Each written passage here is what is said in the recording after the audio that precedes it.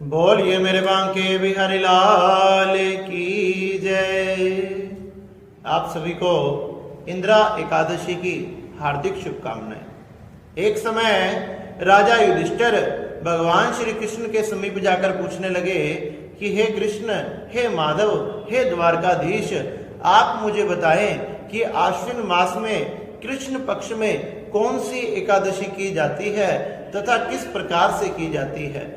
कृपया करके मुझे इसकी कथा सुनाइए कि इस एकादशी में किस प्रकार से पूजन होता है और अगर किसी ने इस व्रत को धारण किया तो उसका उद्धार किस प्रकार से हुआ।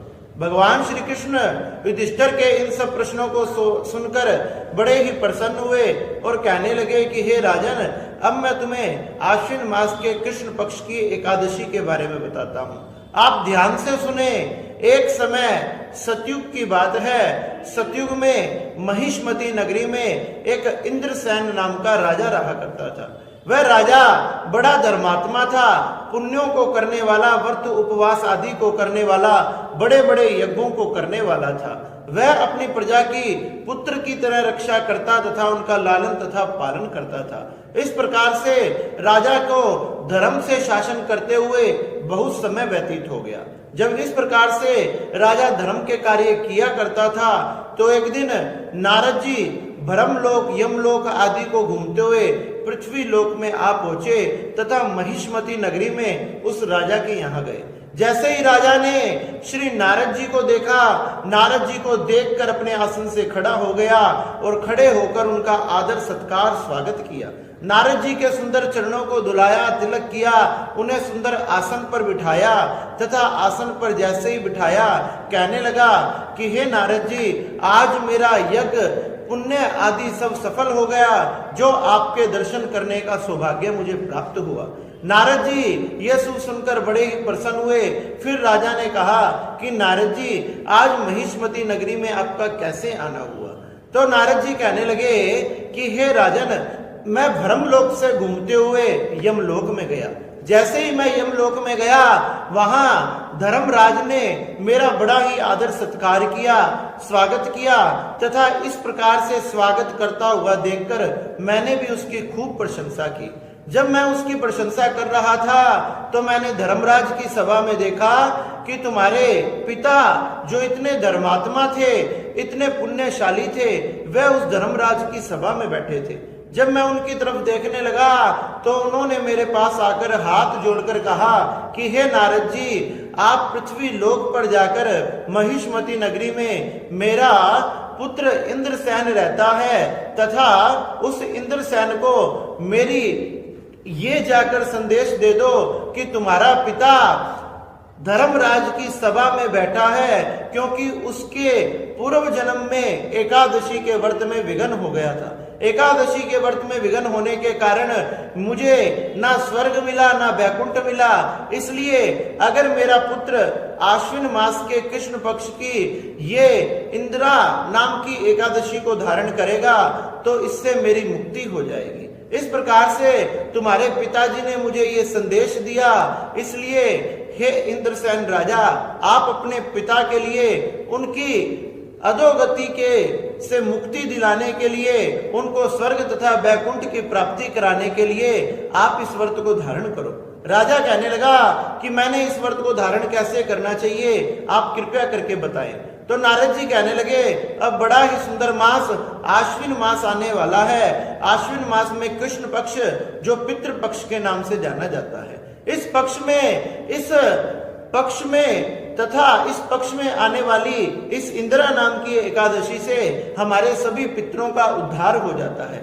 जैसे कोई भी पूर्वज तथा पितृ जो किसी अधोगति में या प्रेत योनि में भी चला गया हो, अगर वह भी इस एकादशी के व्रत को फल को प्राप्त कर ले तो उनका उद्धार हो जाता है।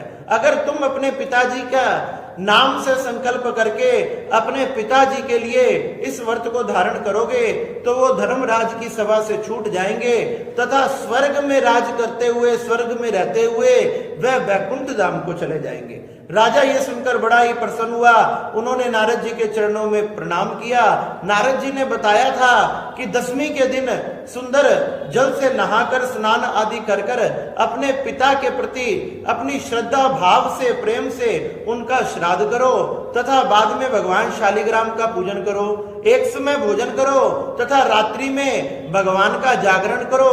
रात्रि में भगवान के जागरण करते हुए ही ब्रह्मचर्य व्रत का पालन करो और धरती पर ही सोकर पूरी रात व्यतीत करो। इस प्रकार से दसवीं के दिन उस राजा ने स्नान कर कर फिर अपने पिता के निमित्त श्राद्ध किया तथा ब्राह्मणों आदि को भोजन कराया तथा फिर भगवान श्री शालिग्राम का पूजन करके रात्रि में भगवान का नाम संकीर्तन करते हुए ही ये पूरी रात्रि व्यतीत हो गई। सुबह उठकर फिर सुंदर जल से स्नान कर कर दातुन कुल्ला आदि कर कर फिर से भगवान श्री कृष्ण का नारायण का श्री शालिग्राम जी का पूजन किया तथा व्रत का संकल्प किया कि आज मैं जो भी व्रत कर रहा हूं वह अपने पिताजी के निमित्त कर रहा हूं, इससे मेरे पिताजी का उद्धार हो जाए, उनका कल्याण हो जाए, वो धर्मराज की सभा से स्वर्ग में चले जाए।